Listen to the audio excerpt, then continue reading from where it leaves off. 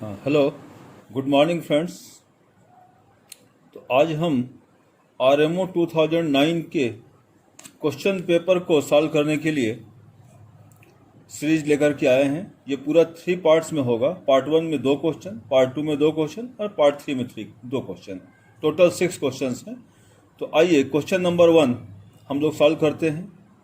ये क्वेश्चन है, suppose x is a non zero real number such that both x power 5 and 20x plus 19 by x are rational numbers.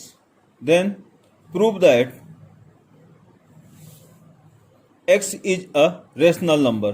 What is the question? क्या है question? है suppose x is a non zero real number. मेरा question है कि आप मान लीजिए कि x एक नॉन जीरो रियल नंबर है और such that both x power 5 and 20x by 9 plus 19 by x power 5, ये x पावर 5 और 20x plus 19 by x to the power 5 and 20x plus 19 by x both are rational numbers. Then we have to prove that x is a rational number. This is our question. So now please see that we are solving this. Let 20x plus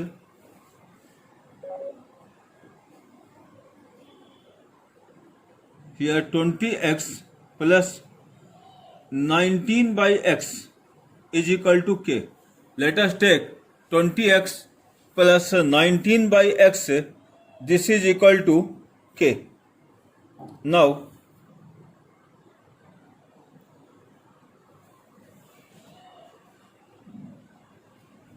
simplify it. So you get 20x square plus 19 equal to k into x. Transfer 19 on other side.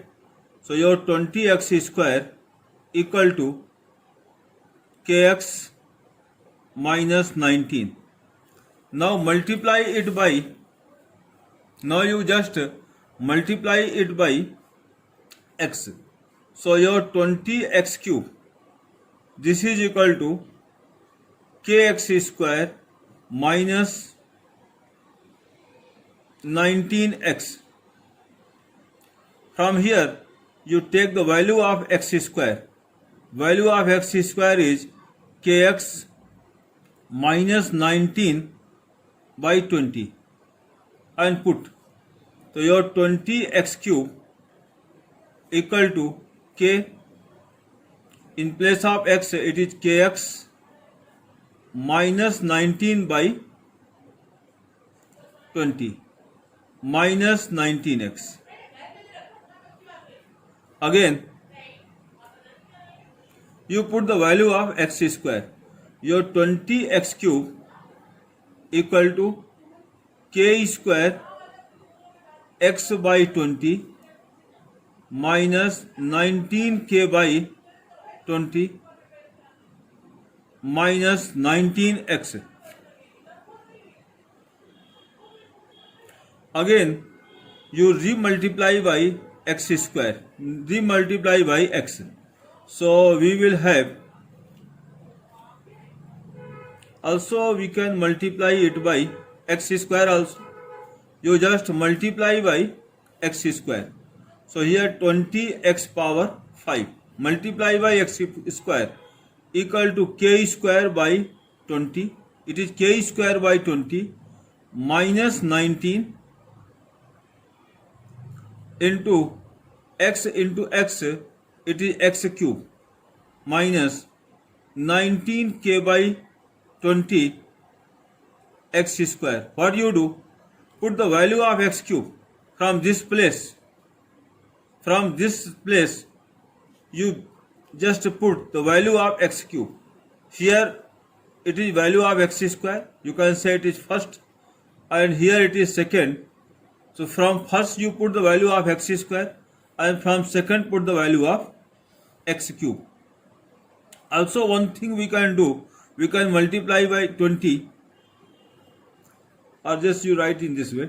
This 20 x power 5 equal to k square by 20. इसको हम लोग ऐसे multiply कर लेते हैं. 20 से आप इसको डिवाइड कर दो तो k square x by 400 minus 19k divided by 400 minus 19x by 20. X cube का जो वैल्यू है यहाँ, यह एक्स क्यूब का वैल्यू है जिसको हमने यहाँ पर पुट कर दिया. और क्या करते हैं, माइनस 19k बाई 20, यह एक्स स्क्वायर, ऊपर से एक्स स्क्वायर का वैल्यू, तो ये हो गया kx माइनस 19 बाई 20. अब यहाँ आप देख सकते हैं कि 20x की पावर 5, क्योंकि x की पावर 5 एक रेशनल नंबर है, x की पावर 5 एक रेशनल नंबर है, तो राइट हैंड साइड आपका रेशनल नंबर हो गया 20x का पावर 5. लेफ्ट हैंड साइड में आप x वाले टर्म्स को एक साथ कर लेंगे. यहाँ x वाले टर्म्स हैं, ये k square by 400 and 19 by 20, ये दोनों इंटू दिस. तो x वाले टर्म हो गया k square by 20 minus 19 into k square by 400 minus 19 by 20, और दूसरा एक्स स्क्वायर वाले ये टर्म्स हैं 19k square by 400 minus 19k square by 400. ये पूरी चीजें यहां पर आ गई 19k स्क्वायर बाई 400. एंड बचा क्या, माइनस 19 इंटू 19 इंटू ये वाला 19, तो plus 19 into 19k 19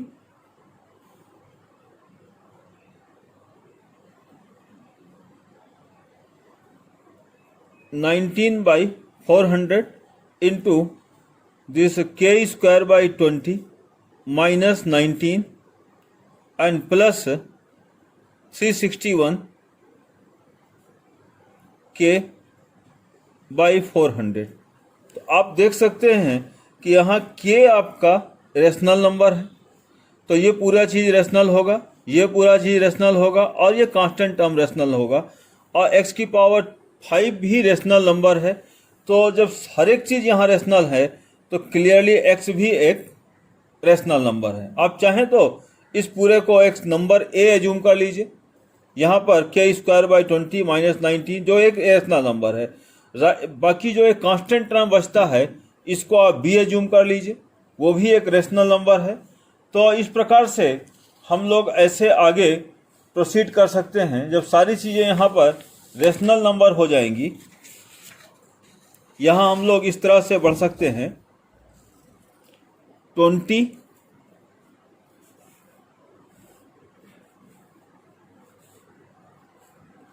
20x power 5 equal to a into x plus b, where a and b are rational number.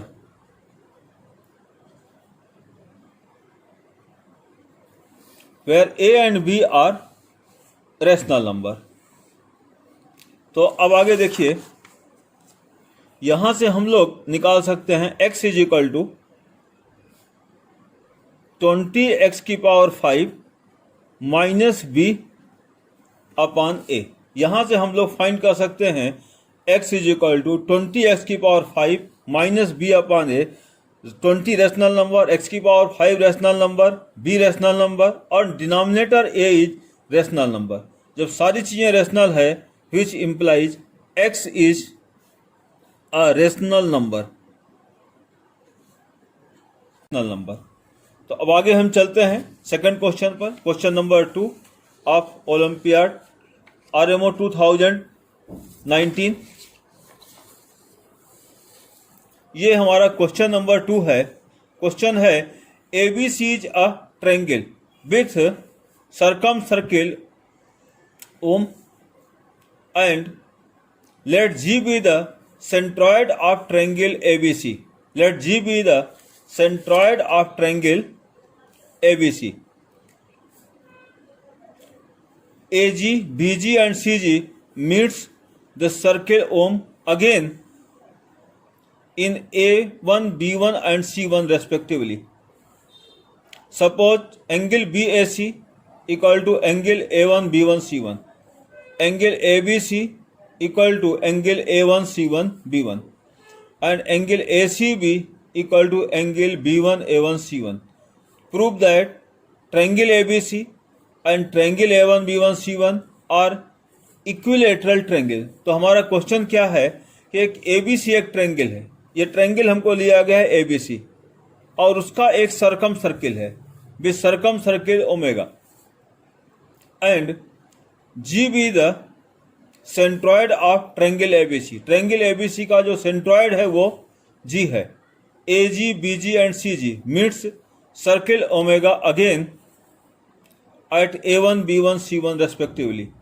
Angle BAC equal to angle A1, B1, C1 or angle ABC equal to angle A1, C1, B1 and angle ACB equal to angle B1, A1, C1. Then prove that triangle ABC and triangle A1, B1, C1 are equilateral triangle. तो हम लोग अब इसको solve करते हैं। जैसा question बोला है हम एक ट्रायंगल ABC पहले बनाते हैं। सबसे पहला काम हम लोग एक ट्रायंगल ABC फॉर्म करते हैं। तो हमारा ये ट्रायंगल ABC बन जाएगा,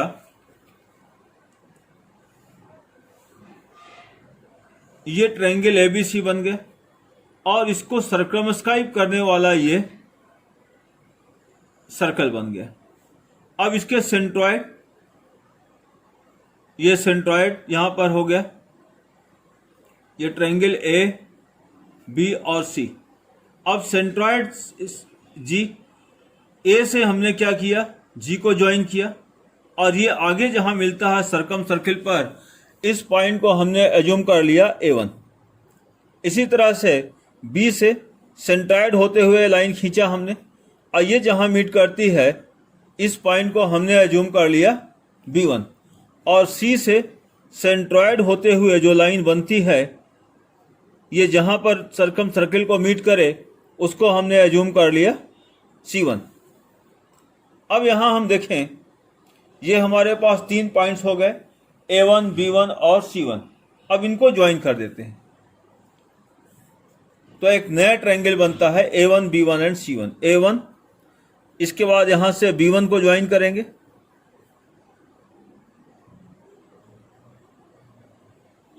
A1, B1 और C1।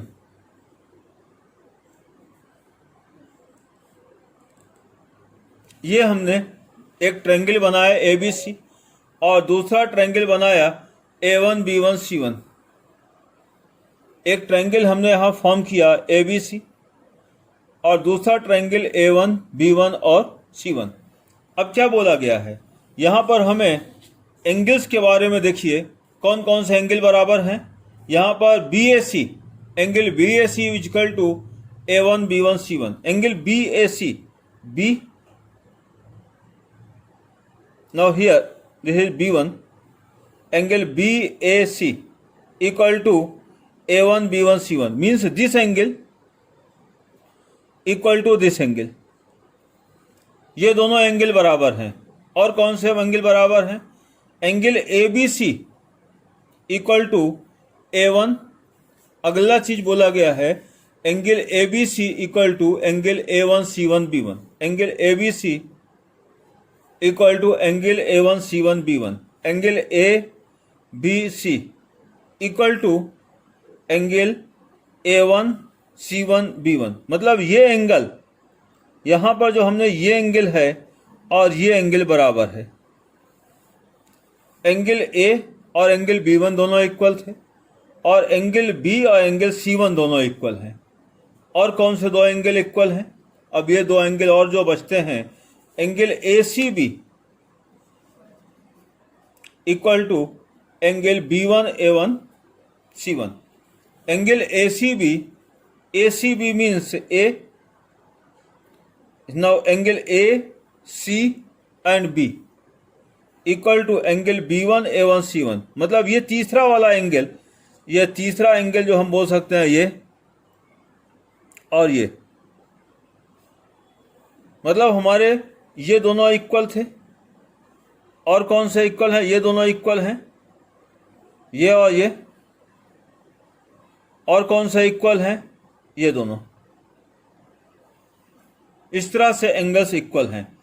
अब सबसे पहले आप क्या करेंगे कि यहाँ पर आर्क सेक्शन देखिए, दोनों ट्रायंगल्स हैं, दोनों का आपका सेंट्रॉइड सेम है और काफ़ी सारे एंगल्स यहाँ पर इक्वल हैं। अब देखिए इस एंगल को, ये छोटा एंगल जो है, छोटा आर्क, मतलब आधे इस एंगल को मान लीजिए अल्फा, और इससे सामने वाले इस आर्क का नाम हो गया अल्फा, और इसको एज्यूम कर लीजिए बीटा। तो इसके सामने जो आर्क हो गया इसका वैल्यू, इसका नाम कर दीजिए आप बीटा। भाई ये अल्फा है, भाई एंगल अल्फा। आप यहाँ पर आर्क बना के बताइए या पूरा ऐसे बना के बताइए। इसका बेनिफिट क्या है कि इस आर्क से जो भी एंगल बनेगा वो हमेशा अल्फा बनेगा। इस बीटा मतलब ये लाइन, ये जो हमारी ये लाइन ऐसे और ऐसे दोनों जा रही थे, इस आर्क को मैंने नाम दे दिया है बीटा। अब ये आपका बीटा आर्क है और ये अल्फा आर्क है। तो अब देखिए, अगर मेरा ये आर्क अल्फा है, अगर मेरा ये आर्क अल्फा है, तो इस अल्फा आर्क से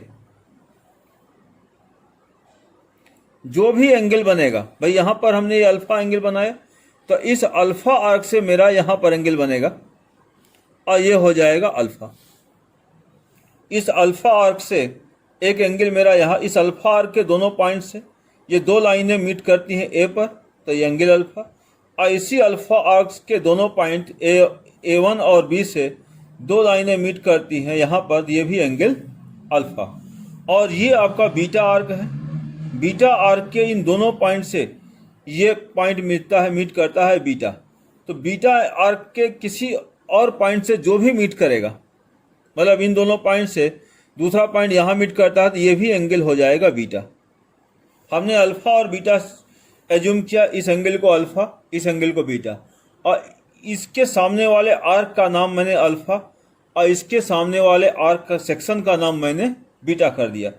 अब अल्फा के आर्क से, अल्फा आर्क से एक एंगल यहाँ बनता है और उसी अल्फा आर्क के दोनों पॉइंट को ज्वाइन करने वाला एक एंगल यहाँ भी अल्फा बनता है, तो मेरा ये एंगल भी अल्फा हो जाएगा। और सिमिलरली बीटा आर्क से एक यहाँ भी पॉइंट मिलता है, तो ये एंगल भी बीटा हो जाएगा। एक और चीज़ है, अब पूरा एंगल ए और एंगल बी इक्वल थे, तो एंगल ए में ये एंगल अल्फा है और ये बीटा है, और एंगल बी में ये अल्फा है, तो obviously this alpha plus beta को ये दोनों एंगल के बराबर होना पड़ेगा। तो अगर इसका ये पार्ट अल्फा है तो ये वाला पार्ट हो जाएगा बीटा। तो हमने अब इसको बीटा बनाया। अब जब इसको मैंने बीटा बनाया तो इसके सामने वाला जो आर्क है ये, इसका भी नाम हम लिख देते हैं बीटा। अगर हमने इसको बीटा बनाया तो इसके सामने वाला जो आर्क है इसको भी हम लोग लिख ले रहे हैं बीटा। अब इसके बाद देखिए, तो ये हमने बीटा बनाया। अब इस वाले आर्क, जो एक बीटा आर्क, एक हमारे और बीटा आर्क तैयार हो गया, इस बीटा आर्क से दूसरा कौन सा, इससे ज्वाइन कराइए। तो यहाँ भी ये भी दोनों पॉइंट्स C1 और B भी C पॉइंट को ज्वाइन कर रहे हैं इसी बीटा आर्क से, तो ये भी हो जाएगा एंगल बीटा। ये एंगल हमारा बीटा हो गया। अब ये अल्फा बीटा, ये अल्फा बीटा, यहाँ एंगल मिल गया, इधर आधा एंगल ये बीटा, यहाँ आधा एंगल बीटा। अब हम लोग इसके आगे बढ़ते हैं, तो ये जो एंगल है इधर, हम इसको एज्यूम कर ले रहे हैं गामा, इसको हम एज्यूम कर ले रहे हैं गामा। तो यहाँ पर भी ये आर्क हो जाएगा गामा, और इस गामा आर्क से जब भी कोई अगला एंगल बनेगा, ये आपका गामा हो गया।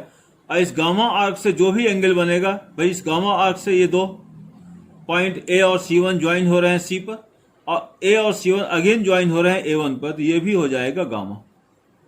तो गामा आर्क से मेरे पास दो एंगल बने, एक गामा और एक यहाँ पर गामा। अब एक और बात है कि आपका C और A1 इक्वल थे, ये दोनों एंगल इक्वल थे, इसका एक पार्ट गामा गामा इक्वल है, तो जो दूसरा पार्ट बीटा है तो ये भी हो जाएगा बीटा, ये पार्ट बीटा है तो ये पार्ट भी हो जाएगा बीटा। एक्चुअली ये पूरा एंगल C और A1 इक्वल थे, ये पार्ट गामा है, ये पार्ट गामा है, तो क्लियरली ये पार्ट इन दोनों का फिर इसका एक में पार्ट बीटा है ही, ये वाला पार्ट सामने एंगल मैंने बीटा बना रखा है तो बीटा है, तो ये भी बीटा हो गया। इसके बीटा होते ही हम इसके सामने वाले आर्क को लिख देंगे बीटा। अगर ये बीटा हो गया तो इसके सामने वाले आर्क को भी हम लोग लिख ले रहे हैं बीटा। अब यहां पर बीटा आ गया, इस बीटा आर्क से दूसरा एंगल भी बन रहा है, इस बीटा आर्क से ये A1 और B1 मैंने A और B दोनों A1 ज्वाइन करते हैं तो ये बीटा आर्क है, और इसी बीटा आर्क से ये एंगल भी तैयार हो रहा है तो इसको भी लिख लेंगे बीटा। A और B, अब B1 और B ये बीटा है तो ये भी हो जाएगा बीटा। अब अगला स्टेप ये है कि हमारे B और C1 दोनों इक्वल हैं, दोनों के एक एक एंगल बीटा इक्वल हो गए, एक एक एंगल इनके बीटा इक्वल हो गए, तो दूसरा पार्ट है वो भी कहीं ना कहीं से इक्वल होंगे, तो ये दूसरे पार्ट को हमने डेल्टा मान लिया, डेल्टा इस आर्क के द्वारा बन रहा है और इसी आर्क के द्वारा ये एंगल भी डेल्टा बन रहा है, दोनों बराबर होने चाहिए, तो beta plus delta, beta plus delta. तो यहां तक हमने सारे एंगल्स बना लिए। इस ट्रायंगल के अल्फा प्लस बीटा एक एंगल, दूसरा बीटा प्लस गामा और तीसरा बीटा प्लस डेल्टा। सेकंड का alpha plus beta plus gamma और बीटा प्लस डेल्टा। दोनों ट्रायंगल के सारे एंगल सेम हैं, मैंने alpha plus beta plus gamma and beta plus delta, और दूसरे ट्रायंगल के भी यही तीनों एंगल हैं, alpha plus beta plus gamma and beta plus delta. अब इसके बाद हम लोग थोड़ा सा कंस्ट्रक्शन और करेंगे। अगला क्या कंस्ट्रक्शन हम यहाँ पर करेंगे इसको आप देख सकते हैं। यहाँ पर हम लोग थोड़ा सा कंस्ट्रक्शन और करेंगे, तो अगला कंस्ट्रक्शन हम इस तरह से करेंगे, इसको ऐसे ज्वाइन कर दीजिए, इसको ऐसे ज्वाइन कर दीजिए। ये दो लाइनें हमने नई ज्वाइन कर दी, A C1 को ज्वाइन किया है और A B1 को ज्वाइन किया। अब इनको ज्वाइन करने से क्या होगा, ये एंगल ये सामने डेल्टा आर्क के सामने बन रहा है तो ये डेल्टा हो जाएगा। ये मेरा एंगल डेल्टा आर्क के सामने बन रहा है, इस आर्क के सामने डेल्टा है, और सिमिलरली ये एंगल भी मेरा इस अल्फा आर्क के सामने बन रहा है, ये एंगल, तो ये एंगल हो जाएगा अल्फा। ये डेल्टा आर्क के सामने बन रहा है और ये एंगल अल्फा आर्क के सामने बन रहा है। अगला स्टेप, इस एंगल को, दो एंगल मिलेंगे, हमने ये लाइनें ज्वाइन किया तो एक एंगल यहाँ और एक यहाँ मिला, और ऐसे ही ये लाइन ज्वाइन किया तो एक एंगल यहाँ और यहाँ मिलेगा। ये एंगल हमारा बीटा आर्क के सामने बन रहा है तो बीटा, और ये एंगल हमारा, ये वाला एंगल हमारा इस बीटा आर्क के सामने बन रहा है तो बीटा, और ये वाला एंगल भी हमारा इस इधर वाले बीटा आर्क के सामने बन रहा है तो ये भी हो जाएगा बीटा। तो इस तरह से ये हमारे पास एंगल्स बन गए। अब यहाँ हम लोग एक चीज देख सकते हैं, एक अगला स्टेप देख सकते हैं। अगर जैसे हमने ये C1 एक लाइन है और एक लाइन A1 भी है, ये आपका एंगल बीटा है और यहां पर भी एंगल बीटा है, इसका मतलब ये दोनों angles, angle C1 A1, angle C1 A1 equal हैं B A1 C1 A1 B equal to beta. इन एंगल्स के इक्वल होने का बेनिफिट क्या हुआ कि मेरी ये दोनों लाइनें जो हैं वो पैरेलल हो गई। This implies A1B is parallel to C1C। A1B और C1C ये दोनों ही लाइनें जो हैं वो पैरेलल हो गई। अब ये दोनों लाइनें पैरेलल होने का बेनिफिट क्या है कि हमारे पास अगर ये दोनों आमने सामने की लाइनें पैरेलल हैं तो B G C and A1 एक ट्रेपेजियम बन गया। Now this implies B G C A1 is a trapezium. ये आपका बी जी सी और A1, ये आपका बी जी सी और A1 ये एक ट्रेपेजियम बन गया। और ट्रेपेजियम के डायगोनल्स सेम रेशियो में डिवाइड करते हैं। ट्रेपेजियम के डायगोनल्स सेम रेशियो में डिवाइड करते हैं। यहाँ पर आप देख सकते हैं जी क्या है, सेंट्रॉइड ऑफ ट्रायंगल। मतलब अगर इसको हम लोग डी मान लें तो AD क्या हो गई, median. AD is median of triangle ABC। Here AD is median of triangle, AD is median of triangle ABC, which implies BD equal to DC, which implies BD equal to DC। अब आपका BD और DC equal हो गए। इनके equal होने से आपका GD और A1 भी इक्वल होंगे। This implies GD equal to A1D। क्यों? Because diagonals of a trapezium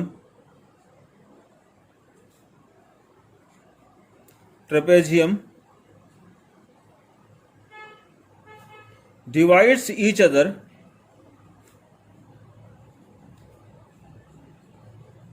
in same ratio।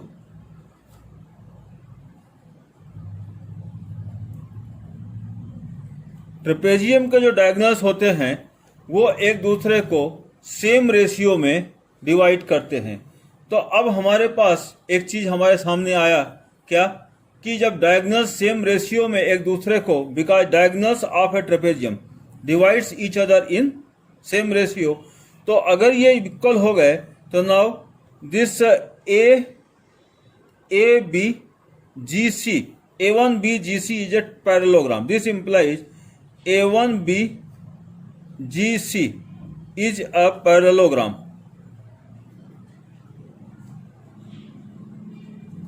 ये एक पैरेललोग्राम हो गया A1BGC। ये एक पैरेललोग्राम हो गया। अब ये एक पैरेललोग्राम हो गया तो पैरेललोग्राम में अपोजिट एंगल्स इक्वल होते हैं। किसी भी पैरेललोग्राम में हमेशा अपोजिट एंगल्स इक्वल होते हैं, which means beta plus delta equal to alpha plus beta.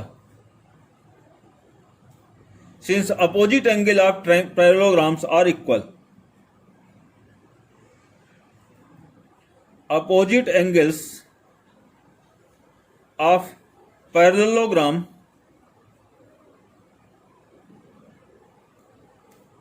are equal। अब यहां से बीटा और बीटा कट गया, which implies alpha equal to delta. एक कंक्लूजन हमारे पास आया कि अल्फा डेल्टा बराबर है। अब हम लोग क्या करेंगे, सिमिलर काइंड ऑफ वर्किंग करेंगे जैसा हमने यहाँ पर वर्किंग किया अभी तक, वही वर्किंग करेंगे फिर से। और ऊपर इसी के अपोजिट बिल्कुल सिमिलर तरीके से हम लोग अपोजिट यहाँ पर ज्वाइन कर लेंगे, क्योंकि मिरर इमेज है पूरी तरह से फिगर। ये हम लोगों ने AC1 को ज्वाइन कर दिया और AB1 को ज्वाइन कर दिया। AC1 और AB1 को हमने ज्वाइन कर दिया। तो जब हमने AC1 और AB1 को ज्वाइन किया तो हमारे पास इस एंगल, ये एंगल के सामने बीटा है और यहां पर इस एंगल के सामने का जो आर्क है वो भी बीटा है। इस एंगल के सामने का आर्क बीटा और इस एंगल के सामने का आर्क बीटा। एंड सेम तरीके से दूसरा वाला जो हमने ज्वाइन किया है AB1, ये एंगल, इसके सामने का आर्क डेल्टा और इसके सामने का आर्क भी हो गया गामा। एक्चुअली जरूरत तो खाली गामा की पड़ेगी, इसके सामने का आर्क हो गया गामा। अब हम लोग फिर से देखें, फिर से हम लोग वही चीज देख रहे हैं कि हमारे पास एक लाइन है ये AC1 और एक ये यहाँ पर ये आपके अपोजिट ये इंटीरियर एंगल्स बीटा और ये एंगल बीटा इक्वल है। यहाँ बीटा और बीटा इक्वल है, तो यहाँ बीटा और बीटा इक्वल है, मतलब C1A equal to C1A and B1 are parallel. Similar way, तो similarly C1A is parallel to B1। अब C1A और B1 पैरेलल है, तो मतलब AC1 G और B1, AC1 means AC1 BG1, AC1 G AC1 GB1, AC1 GB1. This is a parallelogram, is a trapezium, and again same property, because triangle A1 B1 C1, here it is triangle A1 B1 C1, इसका centroid है G, और centroid है G means अगर इसको AD1 बोल देते हैं तो A1 D1 मीडियन हो गई, और means and A1 D1 is median of triangle A1 B1 C1. A1 D1 is median of triangle A1 B1 C1. A1 D1 जो है ट्रायंगल A1 B1 C1 की क्या हो गई? Median. A1 D1, here your A1 D1 is median, and which implies C1 D1 equal to B1 D1. C1 D1, which implies C1 D1 equal to B1 D1. And again property of trapezium, from property of trapezium we can say this AD1 equal to GD1, and this implies AD1 equal to GD1, which means your AC1 GB1 is a parallelogram. It is a parallelogram, ये एक parallelogram हो गया. अब आपका AC1 GB1, आपका AC1 GB1 यह एक parallelogram हो गया. अब ये एक पैरेललोग्राम हो गया तो फिर से वही बात आएगी कि अपोजिट एंगल, ये आमने सामने के एंगल, यहाँ पर बीटा प्लस गामा बराबर बीटा प्लस डेल्टा. एक में बीटा प्लस डेल्टा है, ये आपका एंगल है बीटा प्लस डेल्टा, और यहाँ एंगल है बीटा प्लस गामा. इस पैरेललोग्राम में इधर बीटा प्लस डेल्टा और इधर बीटा प्लस गामा, तो beta plus delta equal to beta plus gamma. तो यहाँ से हमारा बीटा और बीटा कट गया, यहाँ से हो गया गामा इक्वल टू डेल्टा. तो हमने दो चीज़ें कंक्लूड की.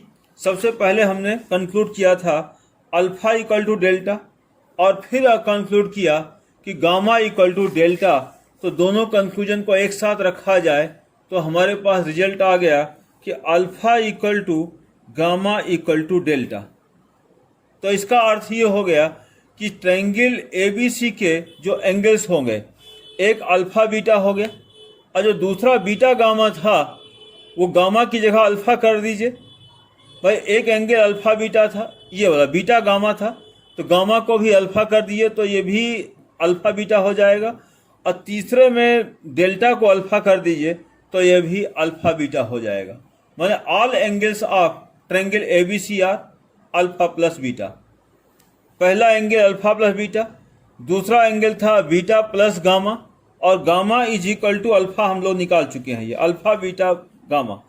सो gamma is equal to alpha, तो दूसरा एंगल भी अल्फा प्लस बीटा, और तीसरा एंगल में डेल्टा प्लस बीटा है, और डेल्टा को भी हमने निकाल लिया है equal to alpha.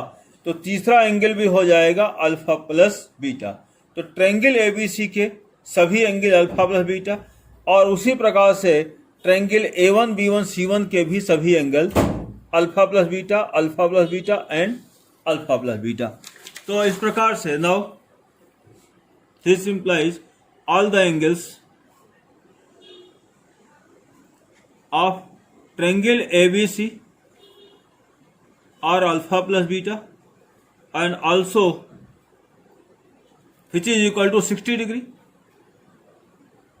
All the angles of triangle A1 B1 C1,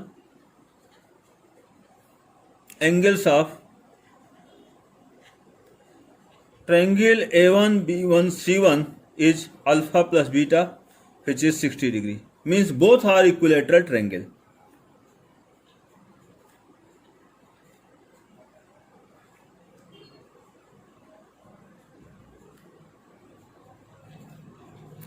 तो हम लोग अपना वीडियो यहीं पर वाइंड अप करते हैं। इसके बाद इस RMO 2019 का बाकी प्रॉब्लम्स के लिए हम लोग नेक्स्ट वीडियो लेके आएंगे। ये पूरा वीडियो हमने पहले भी बताया है कि 3 पार्ट्स में होगा। पार्ट 1 में 2 प्रॉब्लम, पार्ट 2 में 2 प्रॉब्लम और पार्ट 3 में 3 प्रॉब्लम। Thank you. अच्छा लगे तो लाइक कीजिए और कोई डाउट हो तो कमेंट कीजिए। Thank you.